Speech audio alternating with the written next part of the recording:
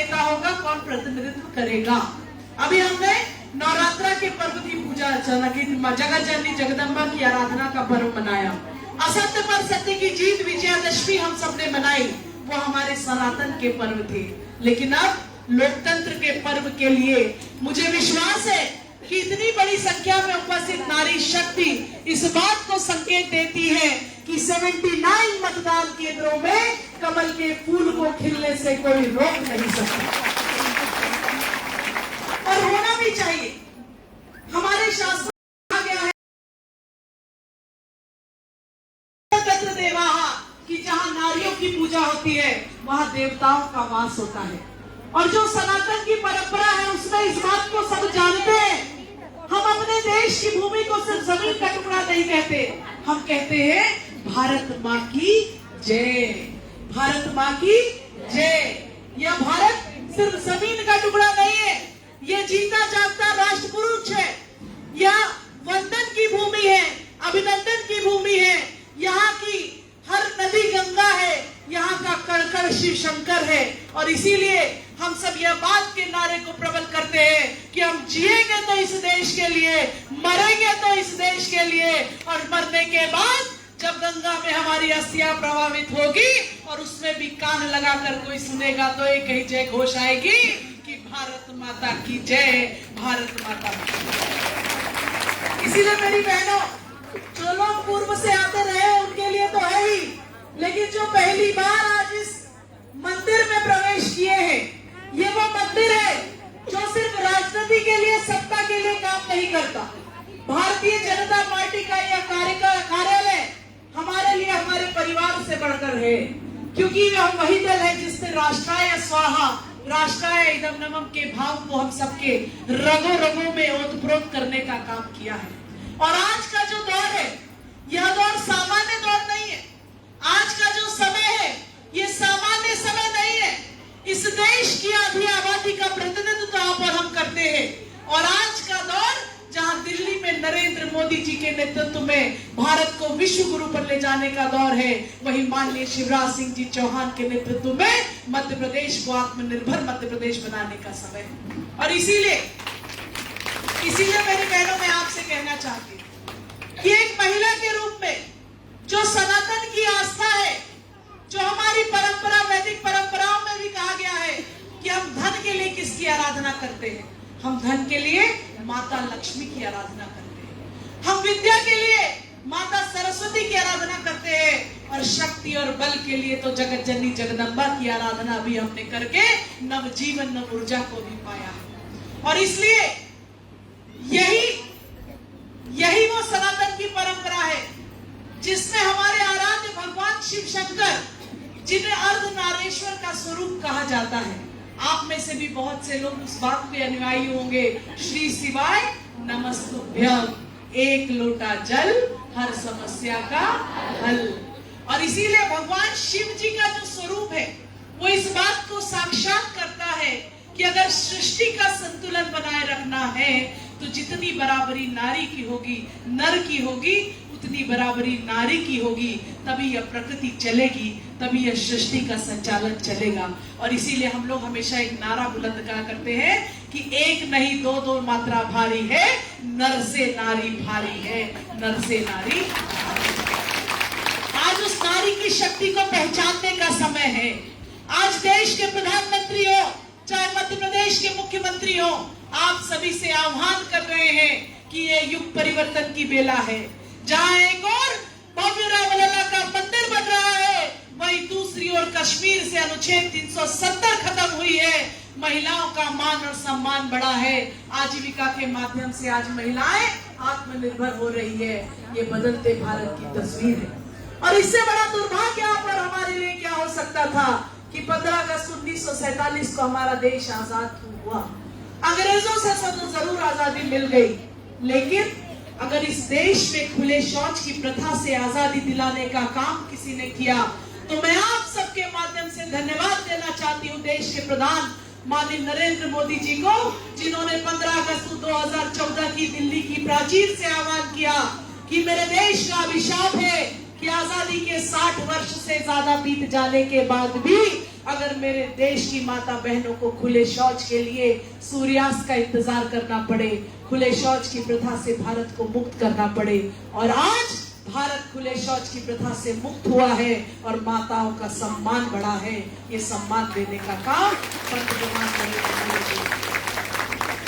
मैं ऐसा बात इसलिए कह रही कि महिलाओं को वास्तविक हक मिले, सिर्फ नारी सशक्तिकरण कागजों में ना हो, इसको धरातल पर उतारने का काम अगर किसी ने किया है तो देश के प्रधानमंत्री नरेंद्र मोदी जी और प्रदेश के मुखिया आप सबके भाई शिवराज सिंह चौहान ने किया है। और इसीलिए हम लोग कहते हैं कि आंधी नहीं तूफान है, शिवराज सिंह चौहान है, क्योंकि ये मध्य प्रदेश की ही धरती है जिसमें जन्म लेने वाली बेटी जन्म से ही लखपति है, लाडली लक्ष्मी है।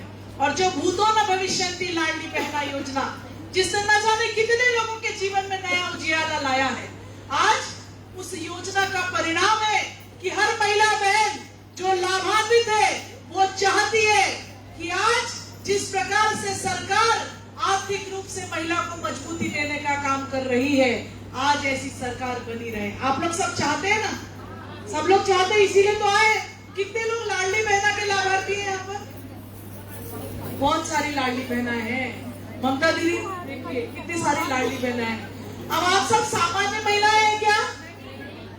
एक तो वैसे ही आज से आप सब स्पेशल हो गए, क्योंकि अब आप भारतीय जनता पार्टी की बूथ की कोई बूथ की प्रमुख होगी, अभी सारिका बिसेन जी आपकी सबकी अटेंडेंस भी लेंगी, कोई बूथ की टोली में होगी।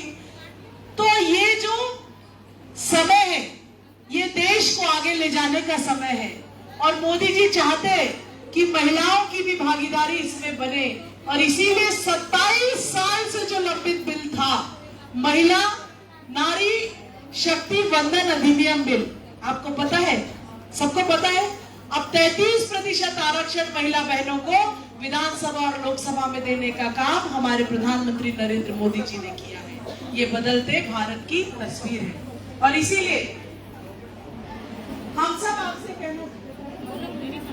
इसीलिए मैं आप सबसे यही कहना चाहती हूँ कि हमने बूथ की रचना में जो लोकतंत्र के इस युद्ध की तैयारी, ये चुनाव युद्ध के पहले की सेना की तैयारी है।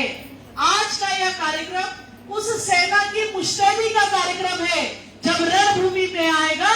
और हम जानते हैं जब महिला बहनें ठान लेती है, तो इस कहानी को सबने सुना है कि सिंहासन ही लुटे, राजवंशों ने भ्रिकुटी तानी थी, बूढ़े भारत में आई फिर से नई जवानी थी, चमक उठी 57 में वो तलवार पुरानी थी, मुंदे लोहर बोलो के मुंह हमने सुनी कहानी थी, खूब लड़ी मर्दानी वह तो झांसी वाली रानी थी, झांसी वाली रानी। आज देश को तोड़ने के प्रयास हो रहे हैं, जाति धर्म संप्रदाय के आधार पर भारत को बांटने के प्रयास हो रहे हैं।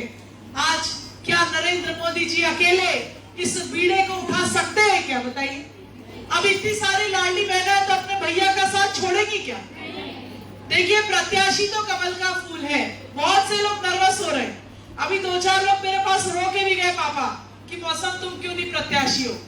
प्रत्याशी तो कमल का फूल है, और इसलिए मैं आप सबसे यही कहती हूँ कि ये समय बड़ा नाजुक समय है। बीजेपी एक तरफ और सारे दल एक तरफ, चाहे हम दिल्ली की बात करें, चाहे प्रदेश की बात करें, चाहे हमारे अपने बालाघाट की बात करें, सारे लोग इस निगाह में कि कैसे भाजपा को रोके, क्योंकि भाजपा आती है तो उज्ज्वला गैस बांटती है, क्योंकि भाजपा आती है तो लाडली लक्ष्मी देती है, क्योंकि भाजपा आती है तो मुख्यमंत्री कन्यादान योजना देती है, क्योंकि भाजपा आती है तो लाडली बहना देती है, क्योंकि भाजपा आती है तो 33% आरक्षण देती है, और क्योंकि भाजपा आती है तो अगर नाबालिग बेटी के साथ दुराचार होता है तो ऐसे दरिंदों को फांसी के फंदे का कानून इस मध्य प्रदेश की धरती पर बनाने का काम हमारे लोग है। और इसीलिए आज इस कार्यक्रम के मुख्य उद्देश्य यही है कि हम आज उस संकल्प के साथ जाएं कि मेरे बूथ का अध्यक्ष मुझे न्योता दे तो ठीक, ना दे तो ठीक, अपने अपने संपर्क में आने वाले जितने भी लोग हमारे संपर्क में आते थे, हम लोग सुबह उठते आसपास अपना घर का काम करके अपनी सहेलियों से पूछते आज 5 काय की सब्जी खाए, पूछते बात करते। अब एक टॉपिक नया हो जाए कि भाई लाडली बहना चलाना है कि नहीं चलाना। 3000 तक मिलेगी, 3000 तक मिलेगा ना। 1000 रुपए मिला, 1250 मिला। अब लेकिन जरा गाड़ी प्लेटफॉर्म पे खड़ी हो गई है। लाडली बहना एक्सप्रेस तो चल गई, चली कि नहीं चली? चल गई ना। सब लोग खुश है इस योजना से। अब जिसको नहीं मिल रहा उनकी बात अलग है, लेकिन अधिकांश सब लोग खुश है। तो कम से कम लाडली बहना का तो वोट इधर नहीं जाना चाहिए, है कि नहीं? अब मैंने कहा शिवराज जी की लाडली बहना तो चल पड़ी। अब चल तो गई है, लेकिन जरा आउटर पे खड़ी हो गई। 4 तारीख को 1250 बालाघाट से ही डला और फिर आउटर पे खड़ी हो गई। आउटर पे खड़ी क्यों हो गई? क्योंकि चुनाव आ गए, चुनाव आ गए ना। अब इस गाड़ी का ड्राइवर है शिवराज सिंह चौहान। धोखे से ड्राइवर बदल गया तो क्या होगा? सब खल्लास। ऐसा करना तो नहीं है ना। तो मौसम आएगी तभी चुनाव में जाओगे क्या? किसी भारती ठाकुर जी के न्योते का इंतजार करोगे क्या? आज से सब लोग फिर जाओगे।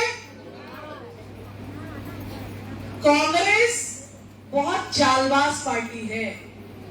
सारी उम्र अनुपम मुंजारे को गाली बके, लेकिन आज उसको अपने पाले में ले ली।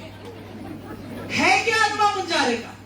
जो महिला अपने पति को दरकिनार कर दे, वो महिला